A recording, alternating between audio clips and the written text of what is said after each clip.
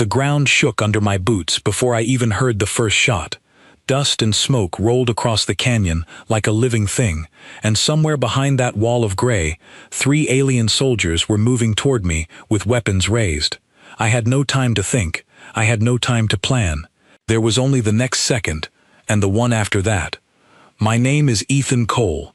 I was a soldier of the Earth Coalition, sent on what was supposed to be a quiet escort mission through a disputed border zone. It was supposed to be simple. Walk in, walk out, protect the transport, come home. Nothing about war is ever simple. The attack came from nowhere. One moment the canyon was silent, except for the wind moving through the red rock walls. The next moment, alarms were screaming in my ear, and the transport behind me was burning. I did not stop to ask why. I dropped low, rolled behind a broken slab of stone, and brought my rifle up just as the first alien soldier came around the corner. He was tall, taller than any human I had ever stood beside, with skin the color of pale copper and eyes that glowed faintly blue in the dust-filled air. His armor was sleek, advanced, built for a body that could move faster and hit harder than mine. By every measure that should have mattered, he had the advantage. I fired first. He went down before he could finish raising his own weapon. I did not celebrate. I did not even breathe out. I was already moving, already counting the 2 soldiers I knew were still coming, already thinking 3 steps ahead, the way my training had drilled into me since I was 18 years old. High above the canyon, hidden behind the clouds in a ship none of us could see, someone else was watching everything that happened.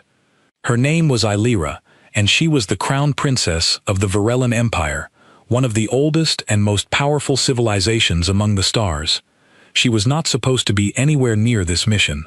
She had insisted on watching the operation herself, curious to see how a species her people considered primitive and short-lived would behave when finally tested. Illyra sat in the observation chamber of her cruiser, her long fingers resting against the edge of a glowing display that showed the canyon below in sharp detail. Beside her stood Lord Caden, her father's most trusted advisor, a tall Varellan with a permanent frown carved into his face. "You wanted to see them fight," Caden said. "Now watch. It will be over quickly." Illyra did not answer. Her eyes were fixed on the small human figure moving through the smoke below. She had read the reports. She had heard the stories whispered in the halls of the imperial palace, stories that painted humans as clever but fragile, dangerous only in numbers, easily overwhelmed by a single trained Varellan soldier. Everything she had been taught told her this fight would end in seconds. It did not end in seconds. The second alien soldier came from the left, moving fast, confident in his own strength. I heard him before I saw him, the crunch of loose stone under heavy boots, and I turned just as he lunged. There was no time for careful strategy. There was only reaction, built from years of training that had become instinct. I sidestepped his first strike and used his own momentum to throw him off balance. He stumbled against the rock wall, and before he could recover, I had already closed the distance. It was over in a heartbeat. He crumpled to the ground, and I stood over him for only a moment before turning to face the last threat. The third soldier hesitated. I could see it even through his helmet, the way his weapon wavered slightly as he looked at his fallen companions. Hesitation is dangerous in a fight. It gives the other side time. I used that time. When the smoke finally began to clear, I was the only one standing. Inside the cruiser, Illyra had risen from her seat without realizing it.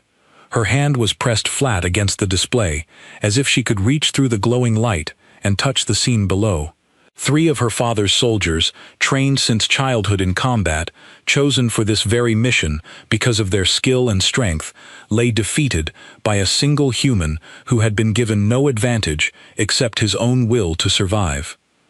"That is not possible," Caden said quietly, more to himself than to her. "And yet you watched it happen," Illyra replied.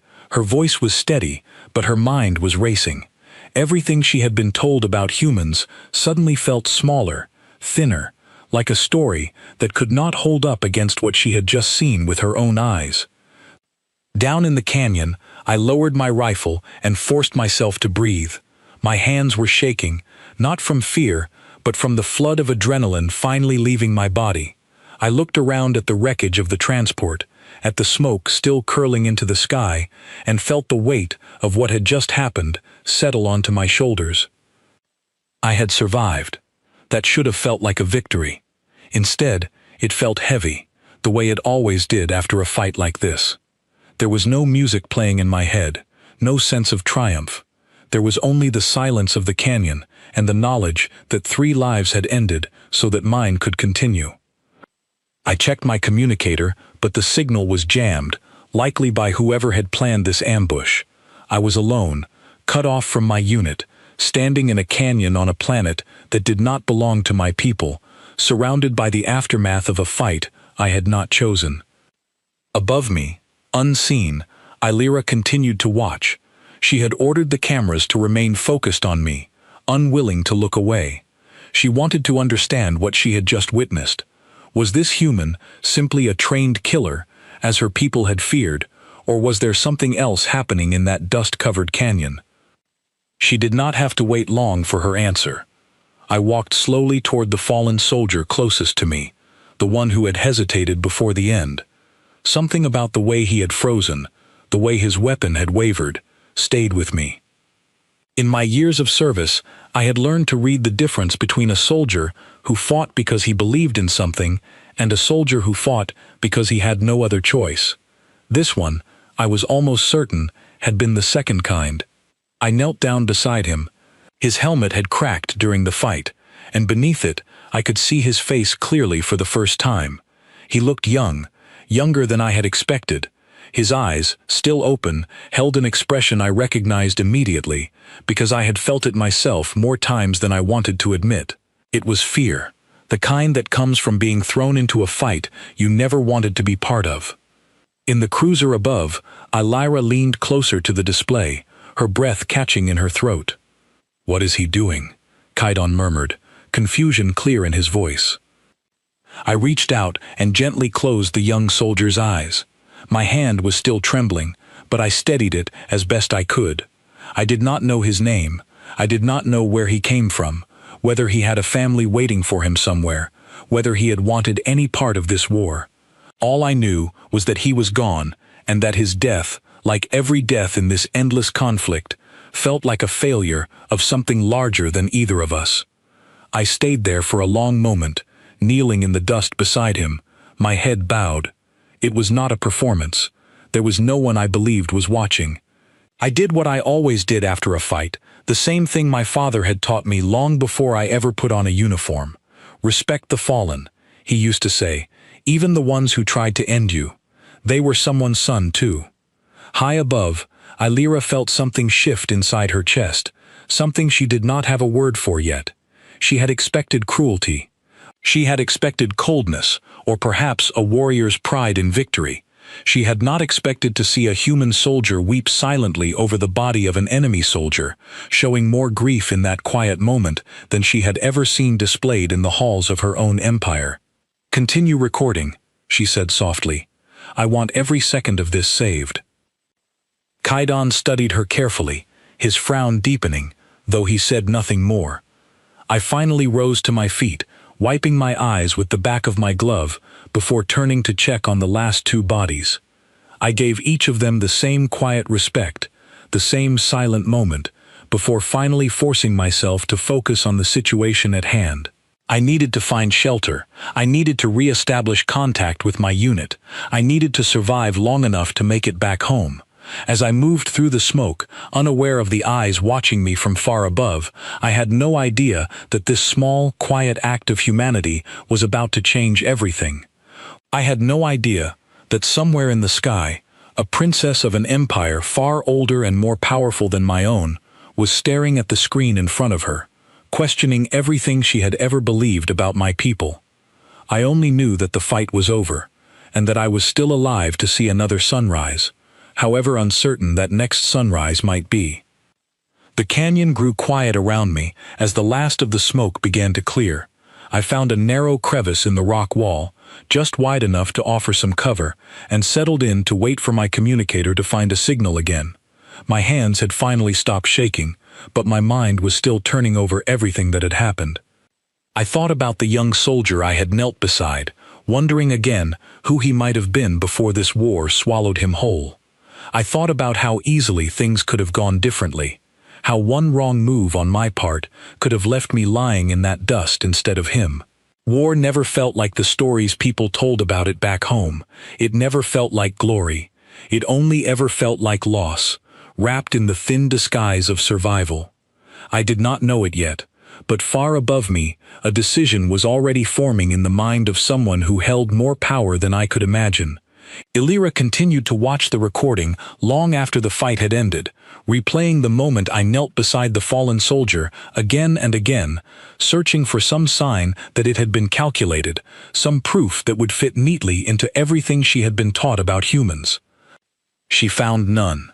What she found instead was a question she could not ignore, one that would soon lead her to make a choice that neither of us could have predicted.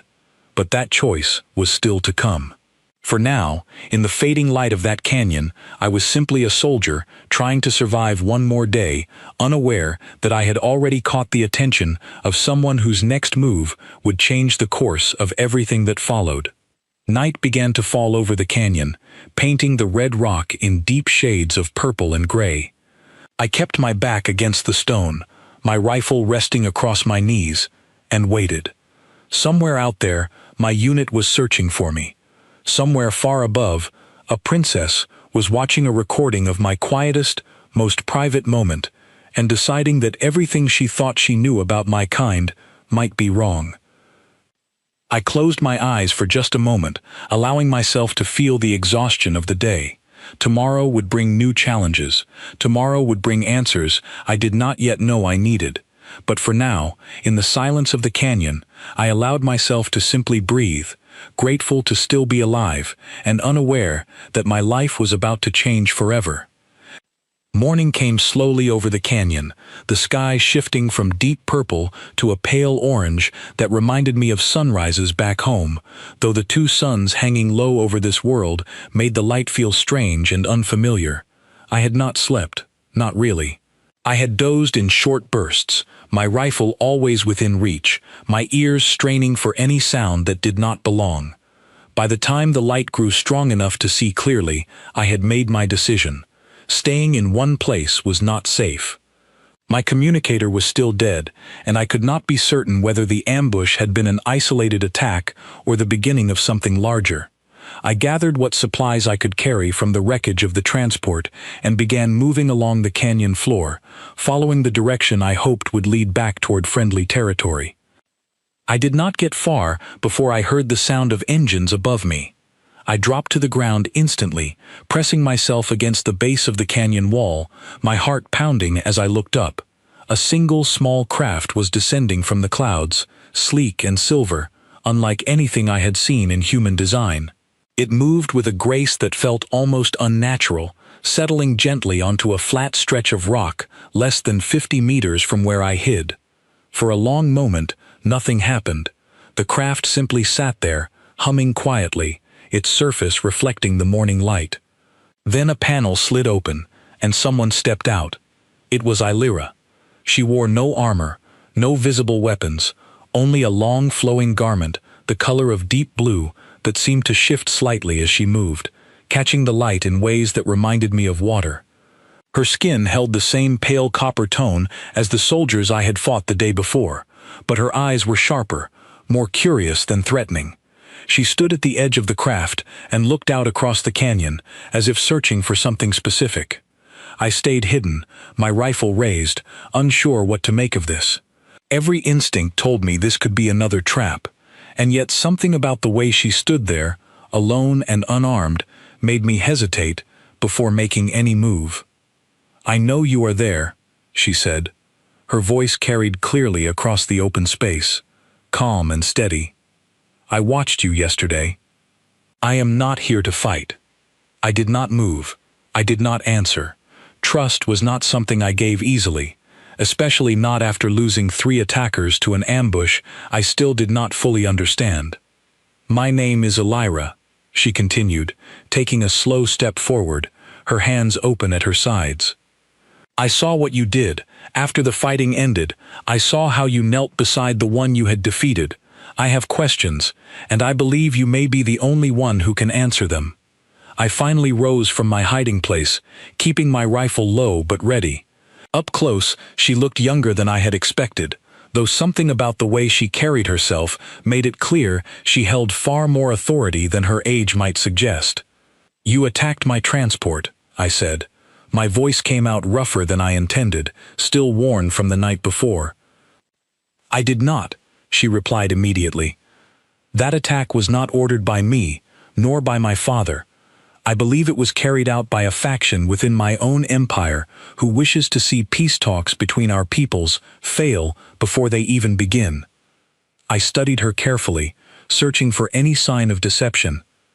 I had been trained to read body language, to notice the small signs that gave away a lie, but everything about her posture suggested honesty, or at least a very convincing performance of it. "Why should I believe you?" I said. "You should not. Not yet," she answered. "But I did not come here to ask for your trust. I came here because I need to understand something, and I believe only you can help me understand it." She gestured toward a flat stone a short distance away, an invitation to sit, though she remained standing herself, giving me the choice. "Yesterday," she said, "you defeated 3 trained soldiers of my empire without hesitation. That alone would not have surprised me greatly. Reports have always suggested humans fight with unexpected skill. What surprised me was what happened after." I felt my jaw tighten slightly. I had not known anyone was watching that moment. The thought of it being observed, recorded, studied, made something in my chest feel exposed in a way I did not enjoy. "You knelt beside the soldier you defeated," she continued. "You closed his eyes. You showed grief, real grief, for someone who had only moments before tried to end your life. I have studied every report my empire has gathered on your species, and nothing prepared me for what I witnessed." "He was young," I said quietly, the words coming out before I fully decided to speak them. "Younger than me, I think. He hesitated before the end. I could see it. He didn't want to be there any more than I wanted to be there." Elira was silent for a long moment, watching me with an intensity that made me shift uncomfortably. "In my empire," she finally said, "soldiers who fall in service are honored with ceremony, but only after the battle is fully won, only after their commanders have confirmed the victory holds. There is no room in our training for grief in the moment of combat. We are taught that hesitation, even in mourning, invites death. Where I come from," I said, "we're taught the opposite. If you stop feeling something when you take a life, even the life of an enemy, you stop being the kind of person worth protecting. My father used to say that the day war stops feeling heavy is the day you've lost something you can't get back." Elira's expression shifted slightly, something unreadable passing behind her eyes. "That is a strange kind of strength," she said, "to carry weight and still remain standing." "It's the only kind of strength I know," I replied. We stood there in silence for a while, the wind moving softly through the canyon around us. I still did not fully trust her, but the longer we spoke, the more I found myself questioning the version of her people I had been given by my own commanders. Every briefing I had received described the Varellan Empire as ruthless, efficient, incapable of anything resembling compassion, yet here she stood, having flown alone into hostile territory simply to ask questions about the nature of grief. "You said you believe a faction within your own empire ordered the attack," I said eventually. "Why would they want to stop peace talks before they begin?" Elira's expression grew more guarded. "There are those in my father's court who believe humanity should be dealt with as a threat before it grows strong enough to challenge us. They see any attempt at peace as a weakness that will one day be used against us. Yesterday's attack, if successful, would have given them exactly the excuse they needed to push for open war, painting the ambush as a human act of aggression rather than what it truly was.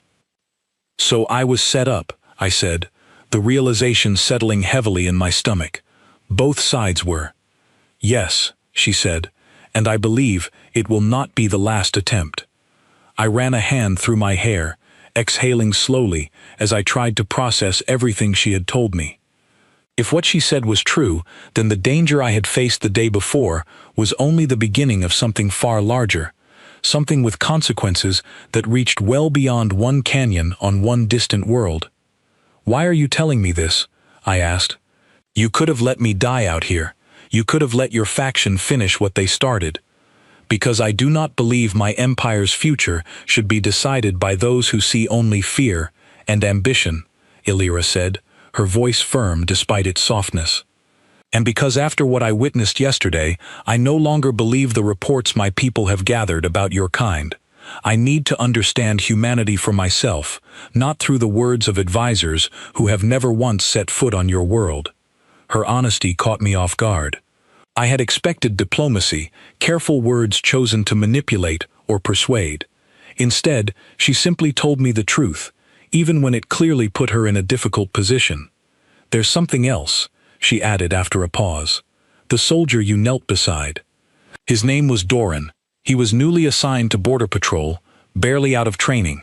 I looked into his record this morning, before coming here. Hearing his name settled something in my chest, though I could not have said exactly what.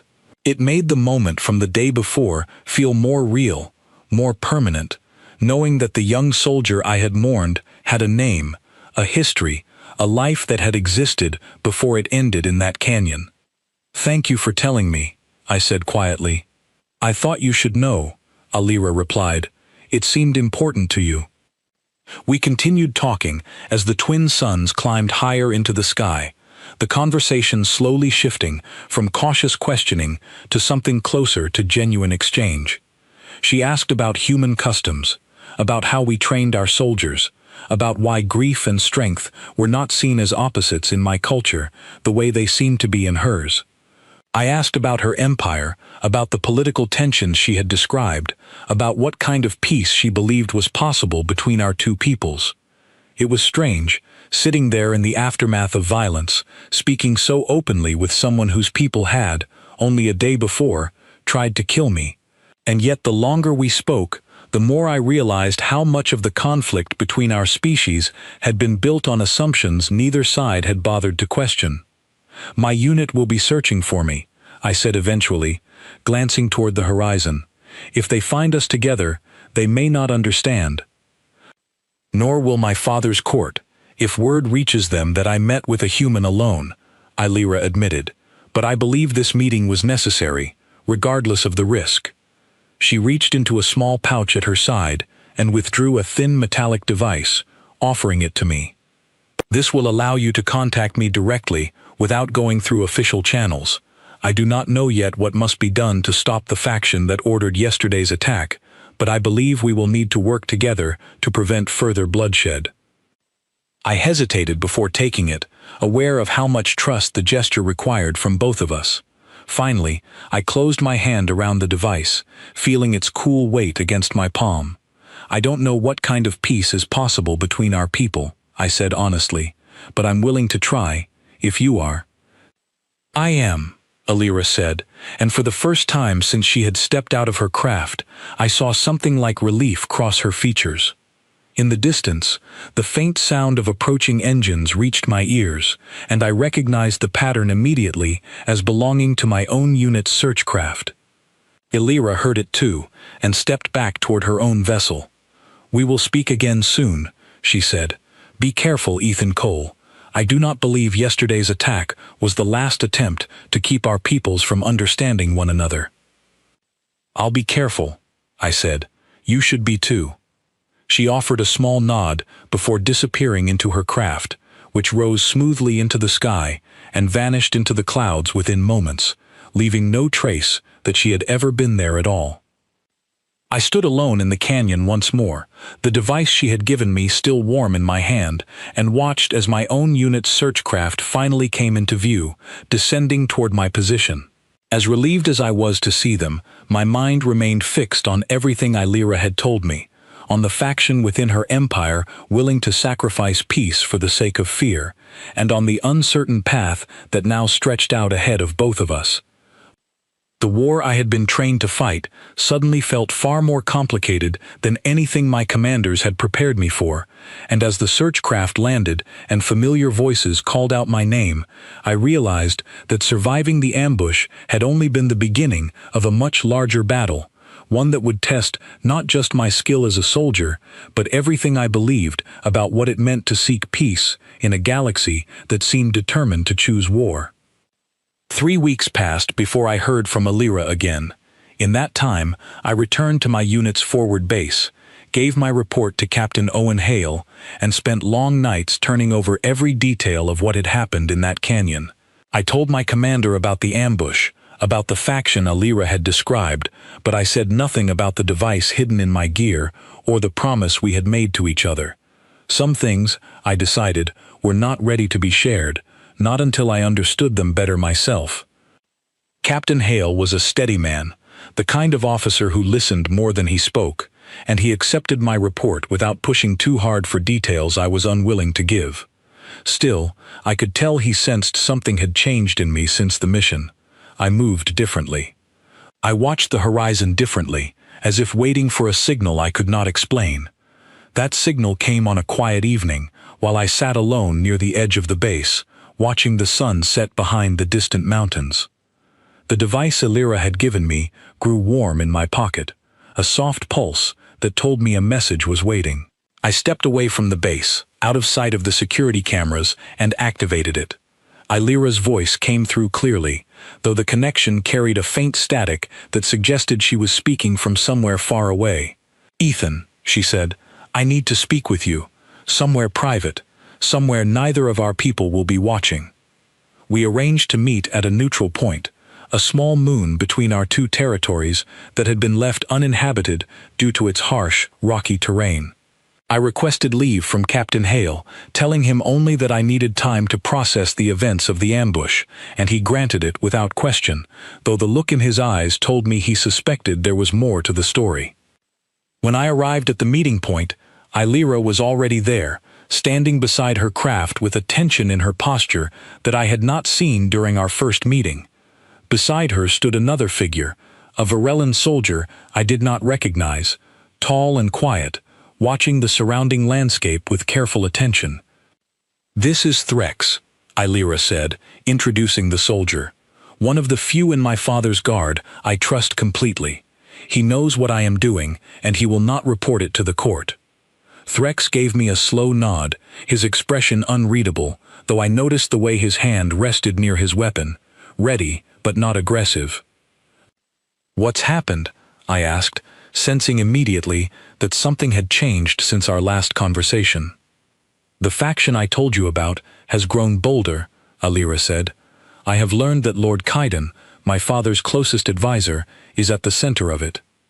He has been quietly gathering support among the military commanders, convincing them that peace with humanity is not only foolish but dangerous. He believes that if war begins now, while your people are still young among the stars, my empire can end the threat before it becomes unstoppable." "And your father?" I asked. "Does he share this belief?" "My father wishes for peace," Illyra said, though there was hesitation in her voice. "But he is old, and his health has weakened in recent years. Much of the day-to-day decisions of the empire fall to his advisors, and Kaidan has positioned himself carefully to control much of what reaches the throne." I felt the weight of what she was describing settle over me. This was no longer simply about surviving an ambush or understanding a strange new ally. This was about the fate of two entire civilizations, balanced on decisions being made by people who might never see the consequences of their choices firsthand. "What do you need from me?" I asked. Illyra hesitated before answering, glancing briefly at Threx before turning back to me. "There is to be a formal meeting between representatives of your Earth Coalition and my Empire's court, an attempt at establishing official peace talks. I have convinced my father to allow it, though Kaidan fought against it fiercely. I believe he intends to sabotage the meeting somehow, to ensure it fails and gives him the justification he needs to push for war. You want me there, I said, understanding beginning to form. I want you there, she confirmed. Not as a soldier, not as a symbol of strength, but as proof that the humans your reports have painted as savage killers are capable of something far more complex. I believe if my father's court sees what I saw in that canyon, if they understand the weight you carry, even in victory, it may be enough to turn the tide against Kaidan's influence. I considered her words carefully. Standing before an entire alien court, representing my species in a moment that could determine the future of peace or war, was not something I had ever imagined myself doing. I was a soldier, trained to fight, not a diplomat trained to speak carefully chosen words in rooms filled with political tension. I'm not sure I'm the right person for this, I admitted. You are exactly the right person, Illyra said firmly. Because you do not speak carefully chosen words. You speak the truth, even when it is difficult. That is what my father's court needs to hear. Threk spoke for the first time, his voice deep and measured. Princess Illyra has taken great risk in bringing you into this. If Kaidan learns of your involvement before the meeting, he will use it as proof that you are already working with human forces against the Empire. You must be careful, both of you. I glanced at Illyra, seeing the weight of that risk reflected clearly in her eyes. She was not simply asking for my help, she was placing her own position, perhaps even her own safety, on the line by trusting me with this. I'll need to speak with my own commanders, I said. This isn't something I can agree to without their knowledge. If I'm going to stand in front of your father's court, I need my people to know why, and I need their support behind me. I understand, Illyra said, but time is limited. The meeting has been set for 2 weeks from now. Whatever preparations your people need to make, they must be made quickly. I nodded, already turning the situation over in my mind, thinking of how I would explain any of this to Captain Hale without sounding as though I had lost my mind. A secret alliance with an alien princess, a political conspiracy within her empire's court, a formal peace meeting that could determine the future of both our species. It sounded like something from the fiction novels I used to read as a child, not something I ever expected to live through myself.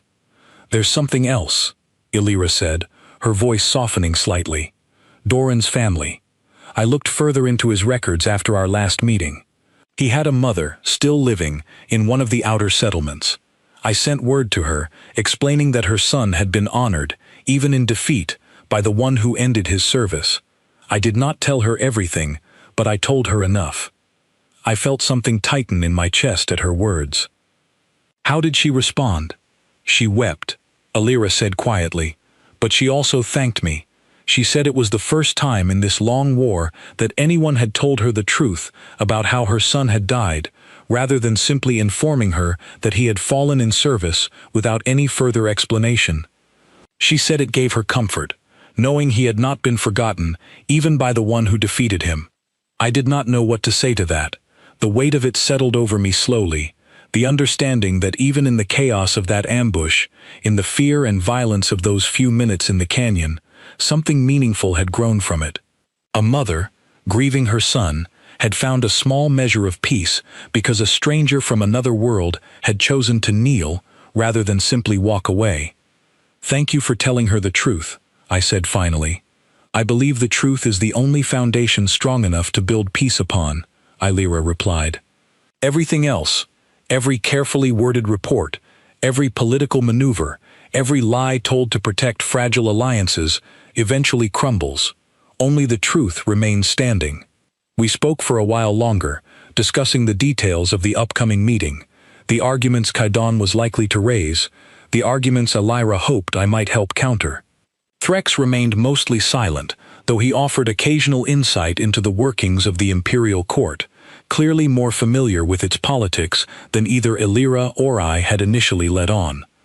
Before we parted ways, Illyra turned to me with a question that had clearly been weighing on her mind. Ethan, do you believe peace between our people is truly possible? Not as a hopeful wish, but as something you genuinely believe could happen. I considered the question carefully before answering. "I've seen war take everything from people," I said. "I've seen it take fathers, mothers, children who never got the chance to grow up. I've seen soldiers on both sides of every conflict I've ever fought in, and the truth is, most of them never wanted to be there in the first place. They were following orders, protecting the people they loved, doing what they believed they had to do to survive. If that's true for my people, and if what I've seen of Doran's story is true for yours, then I have to believe peace is possible. Otherwise, what was any of it for?" Illyra was quiet for a long moment, studying me with an expression I could not quite read. "That is the answer I hoped you would give," she finally said.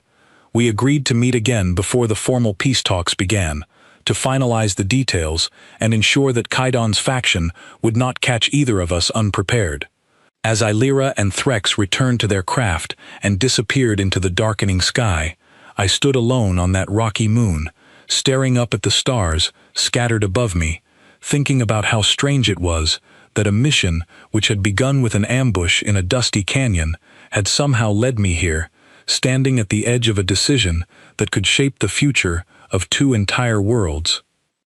When I returned to base, I requested an immediate meeting with Captain Hale. I told him everything, from the moment the ambush began to the conversation I had just finished having with Illyra. I expected disbelief, perhaps even anger, at having kept such information from him for so long. Instead, he listened quietly, his expression thoughtful, until I had finished speaking. "You're certain this princess is genuine," he said finally, "not simply another trap, more elaborate than the last?" "I can't be completely certain," I admitted, "but everything she's done so far has put her at risk, not me. If this were a trap, there would be easier ways to spring it than giving me weeks to prepare and involving her own people in the process." Captain Hale considered this for a long moment before nodding slowly.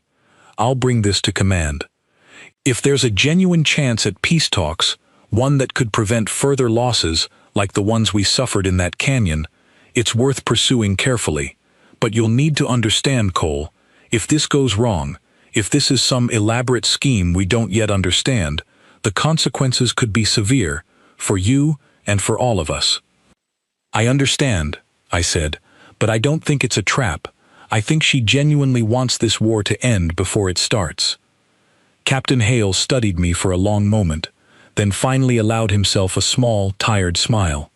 "Then let's see if we can help her make that happen." Over the following days, word moved carefully up through the ranks of the Earth Coalition Command, and preparations for the peace talks began in earnest, hidden from public knowledge to avoid drawing the attention of those who might wish to see the effort fail before it could even begin. I found myself training not for combat, but for something far less familiar, learning the customs and expectations of the Varellan court, preparing to stand before an audience unlike any I had ever faced. Through it all, I kept returning to the memory of that canyon, of kneeling beside Doran in the dust, of the strange chain of events that had followed from that single quiet moment of grief.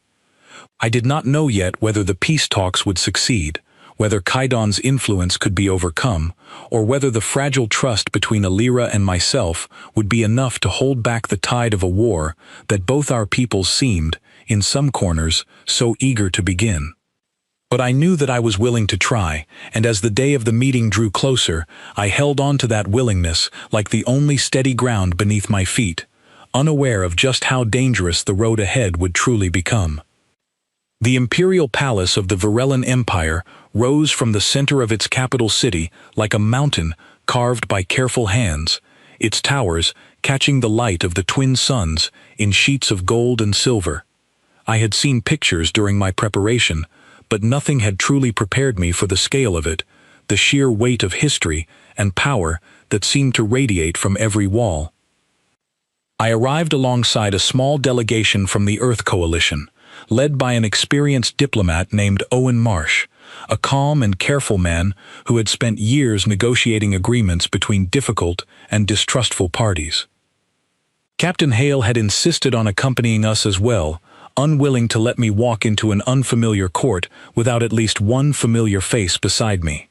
We were led through long hallways, lined with silent guards, their eyes following us with open suspicion, until we reached a grand chamber where the Emperor himself would receive us. Illyra was already there, standing near the throne, her expression carefully neutral, though I caught the briefest flicker of relief cross her face when she saw me among the delegation.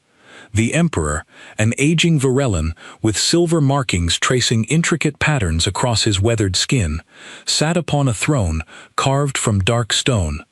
Beside him stood Lord Caden, his expression cold and calculating as he studied our delegation with barely concealed contempt.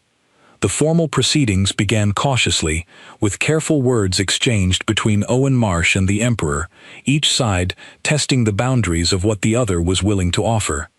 I stood quietly among the delegation, as instructed, waiting for the moment Illyra had told me would come, the moment when my presence might matter most. That moment came sooner than expected, and in a way none of us had anticipated. "Before these talks continue," Kaidan said, stepping forward with a confidence that immediately put me on edge, "I believe the court should hear a full account of what truly happened during the incident in the Border Canyon 3 weeks ago. An incident which, I remind this court, resulted in the deaths of 3 of our own soldiers at human hands." Murmurs rippled through the gathered nobles and advisors lining the chamber. I felt Captain Hale tense beside me, sensing, as I did, that this was the beginning of whatever plan Kaidan had prepared to derail the talks. "The human soldier responsible for those deaths stands among this delegation even now," Kaidan continued, turning to face me directly. "I ask this court, how can we trust in peace with a species capable of such violence, represented here by the very soldier who carried it out?" The chamber fell silent, every eye turning toward me. I felt the weight of that attention settle heavily across my shoulders, but I forced myself to remain steady, remembering everything Illyra and I had discussed in preparation for exactly this kind of confrontation. "I did defend myself and my unit during that ambush," I said, my voice carrying clearly through the chamber. 3 soldiers of this empire attacked our transport without warning. I did what I was trained to do, what any soldier of your own empire would have done in my place." "And is that all you did?" Kaidan said, his voice sharp with challenge. "Or is there more to the story you have conveniently left out?" I glanced briefly at Illyra, who gave the smallest nod of encouragement. "After the fighting ended," I said, "I knelt beside one of the soldiers I had defeated. His name was Doran. He was young, newly assigned, and I believe he did not want to be part of that ambush any more than I wanted to be part of it. I closed his eyes. I mourned him, the same way I would mourn any fallen soul, friend or enemy, because that is what my people believe honor requires." A new wave of murmurs moved through the chamber, though this time the tone felt different, less hostile, more curious. "A convenient story," Kaidan said dismissively, "designed to soften this court's judgment." "It is not a story," Illyra said, stepping forward before Kaidan could continue. "I witnessed it myself, through recorded surveillance taken during the incident. I have brought that recording before this court today." The chamber grew tense as Illyra gestured, and the recording began to play across a large display mounted near the throne. The entire court watched in silence as the events in the canyon unfolded before them, culminating in the moment I knelt beside Doran, my grief clearly visible even through the grainy recording. I watched the Emperor's expression carefully as the recording played, noting the way his weathered features softened slightly, the way his eyes lingered on the screen long after the recording had ended. "This soldier's mother has been informed of the truth surrounding her son's passing," Illyra continued, her voice steady despite the tension in the room. "She has expressed gratitude, not anger, toward the human who ended his service, because he was shown the respect our own traditions demand, even in defeat." Kaidan's expression darkened, clearly unhappy with how the situation was unfolding. "Sentiment does not erase the threat this species poses," he said, turning back toward the Emperor. "We cannot allow emotion to cloud judgment on matters of empire security." And yet, the emperor said, speaking for the first time since the proceedings had begun, his voice carrying a quiet authority that immediately silenced the chamber, "It seems emotion has already clouded your own judgment, Lord Cadana, in your eagerness to see these talks fail before they have truly begun." Kaidan's composure faltered slightly, though he quickly recovered. "I only wish to protect this empire from a threat that grows stronger with each passing year we delay action." "A threat that mourns its enemies," the emperor said slowly, "is not the threat you have described to this court for so many months." I could see the tension radiating from Kaidan, the careful mask of confidence beginning to crack under the weight of the emperor's words. He glanced briefly toward the gathered nobles, searching for support, but found mostly uncertain expressions staring back at him. "There is something else this court should know," Alira said, her voice cutting through the tense silence. "I have evidence suggesting the ambush in the border canyon was not carried out by human forces, nor authorized by proper military command. I believe it was orchestrated by a faction within our own empire, seeking to provoke war before these peace talks could ever take place." The chamber erupted into a chorus of shocked murmurs, far louder than anything that had come before. Kaidan's face had gone pale, his earlier confidence completely stripped away. "These are baseless accusations," Kaidan said, though his voice had lost much of its earlier certainty. "Are they?" Alira said, producing a small device and presenting it to the court.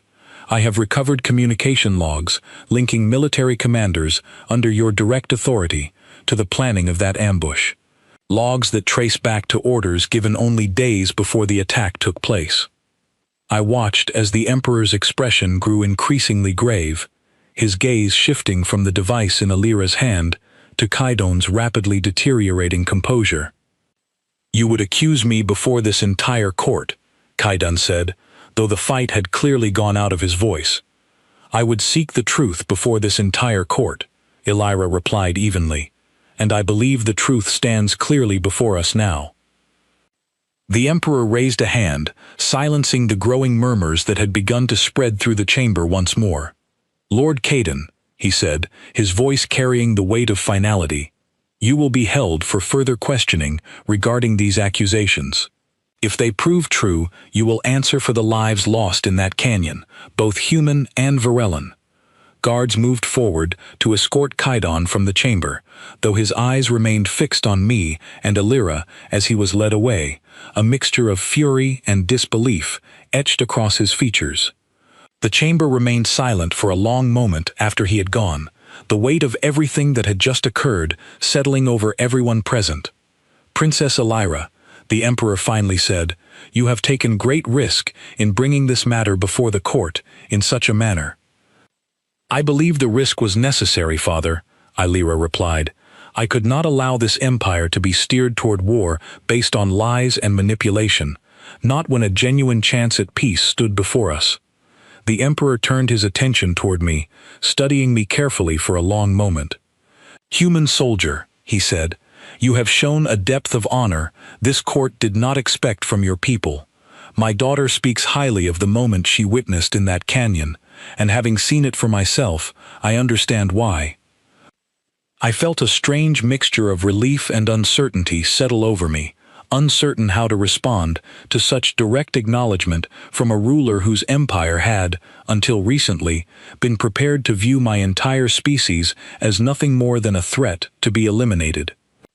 "I only did what I believed was right," I said finally, "the same thing I hope any soldier, human or Varellan, would do in that moment." The emperor nodded slowly, then turned his attention back toward Owen Marsh and the rest of our delegation. "Let us continue these talks," he said, "with the understanding that both our peoples have much to learn from one another, and much to lose should we allow fear and manipulation to guide our decisions instead of truth." The remainder of the day passed in careful, deliberate discussion, the earlier tension slowly giving way to something that felt, for the first time, like genuine progress. I stood quietly through much of it, watching as Alira worked tirelessly to bridge the gap between our two peoples, her earlier risk finally beginning to bear fruit. But even as the talks progressed, I could not shake a lingering unease. Kaidan had been removed from the chamber, but his faction within the military remained, and I doubted a man so deeply entrenched in his beliefs would simply accept defeat without one final attempt to see his vision of war carried out. That night, as the delegation retired to guest chambers within the palace, Alira found me alone on a balcony overlooking the sprawling capital city below, its lights stretching out toward the horizon like scattered stars fallen to the ground. "You did well today," she said, joining me at the railing. "We did well," I corrected. "None of this would have mattered without the evidence you gathered." "Perhaps," she said, "but it was your honesty that gave this court reason to listen in the first place. Without that moment in the canyon, none of what followed would have been possible." We stood together in silence for a while, watching the city below, both of us aware that despite the day's success, the path ahead remained uncertain. "Do you believe Kaidan's faction will accept this outcome quietly?" I asked eventually. Illyra's expression grew troubled. "I do not," she admitted. "Kaidan has spent years building loyalty among certain commanders within our military. His removal from court will not simply erase that loyalty overnight. I fear this may only be the beginning of a larger struggle, one that could threaten these peace talks before they are ever fully realized." Her words settled uneasily in my chest, a quiet warning that the danger we had faced so far was far from over. As the twin moons rose slowly over the Varellan capital, casting pale light across the sprawling city below, I found myself bracing for whatever challenge still lay ahead, aware that the fragile peace we had fought so hard to build remained balanced on the edge of a blade that could fall in either direction at any moment. The alarm came just before dawn, tearing me from a restless sleep. I was on my feet and reaching for my gear before I fully understood what was happening, years of training taking over before conscious thought could catch up. The palace corridors outside my guest chamber were filled with shouting, the sound of running footsteps echoing off the stone walls. Threx met me at the door, his expression grim, a weapon already in his hand. "Kaidan's loyalists have moved against the palace," he said quickly. "They freed him from holding during the night. He has rallied enough support among the border garrisons to attempt seizing control before the peace agreement can be finalized." "Where is Alira?" I asked immediately. "With the Emperor, in the throne chamber.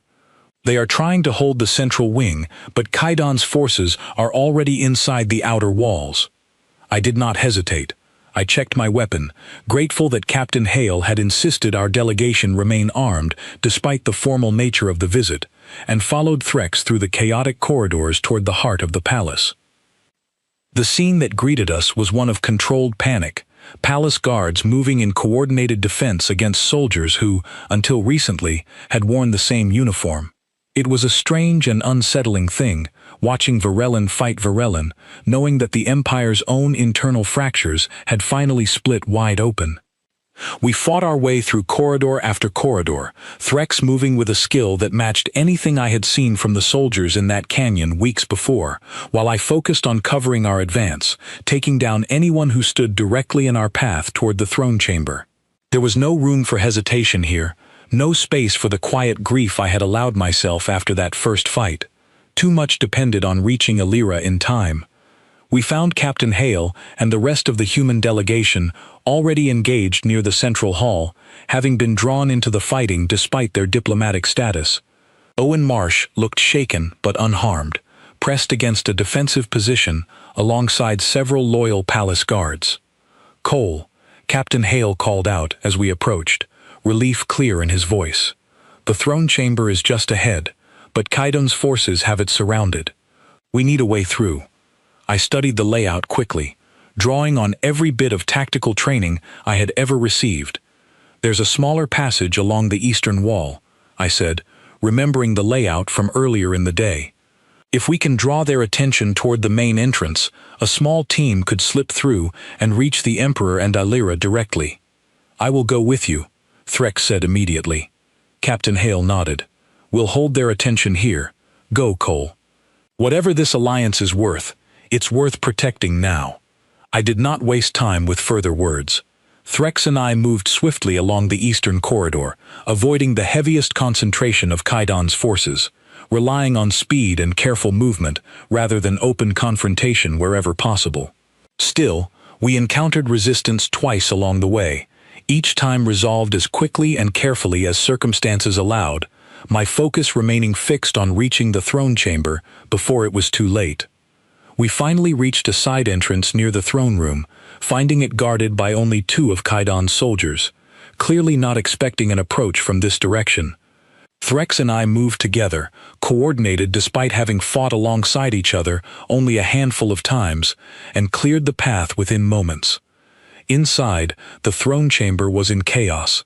The Emperor stood near his throne, flanked by a small number of loyal guards, while Illyra stood beside him, her posture defiant despite the danger surrounding them.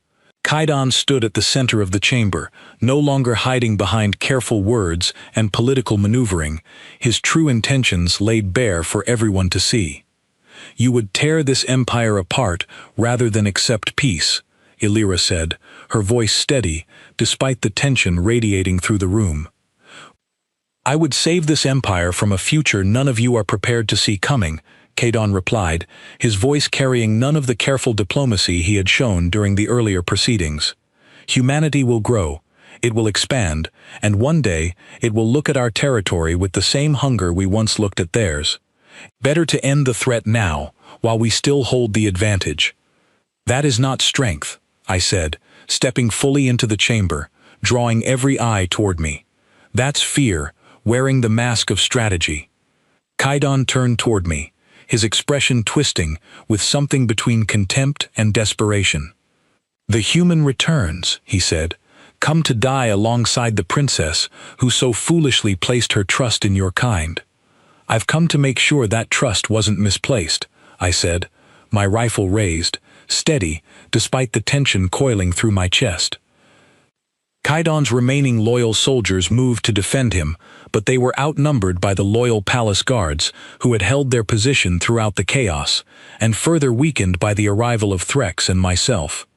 What followed was brief but intense, a final clash between those willing to see peace given a genuine chance, and those determined to see it fail no matter the cost.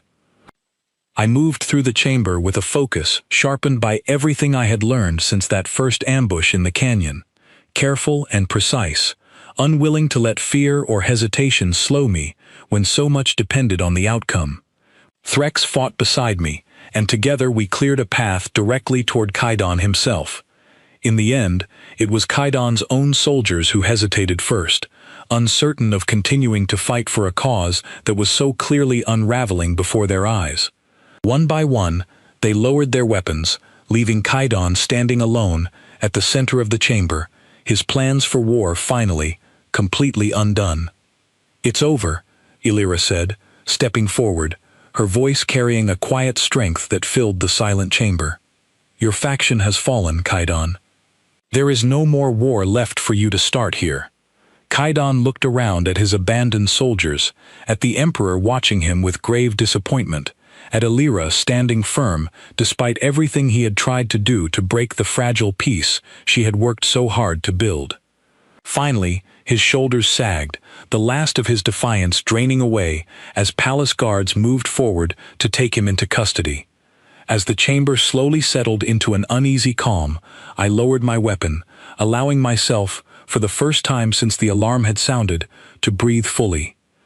Illyra crossed the room toward me, her expression a mixture of exhaustion and relief. "You came," she said simply. "I told you I would," I replied. "Where you're concerned, that's not something I take lightly."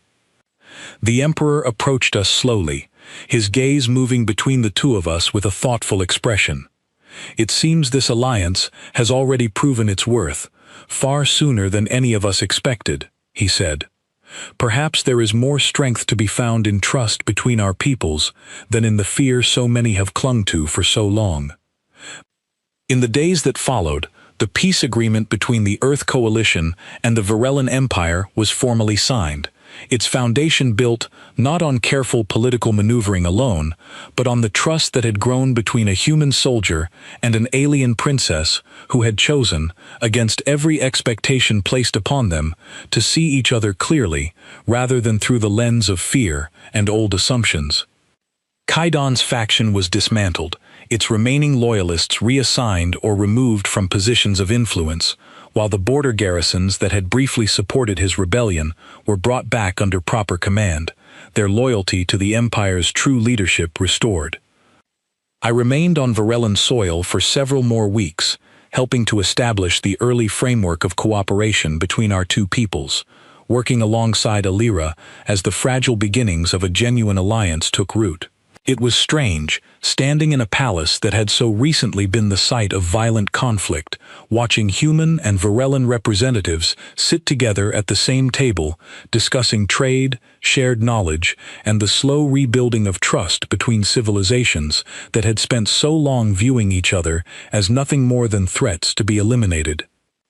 On the evening before I was scheduled to return home, Alira found me once more on the same balcony where we had spoken after the earlier peace talks, the city lights below stretching out just as they had before, though the weight hanging over us felt lighter now, less uncertain. "Doran's mother sent word," Alira said, joining me at the railing. "She wished for you to know that she has found peace, knowing her son's death was not simply another casualty forgotten in an endless war, but the beginning of something that may prevent countless other mothers from suffering the same loss." I felt a quiet warmth settle in my chest at her words, a small but meaningful sense of closure to everything that had begun in that dusty canyon weeks before. "I never expected any of this," I admitted. When I knelt beside him, I wasn't thinking about peace treaties or political alliances. I was just doing what felt right. "That is precisely why it mattered," Alira said. "Peace built on calculation alone rarely lasts. Peace built on genuine understanding, on seeing the other as they truly are rather than as we fear them to be, has a chance to endure." We stood together in comfortable silence, watching the twin moons rise slowly over the Varellan capital, the city below finally settling into the kind of peace neither of our peoples had believed possible only weeks before. "This is not the end of the difficulties ahead," Alira said eventually.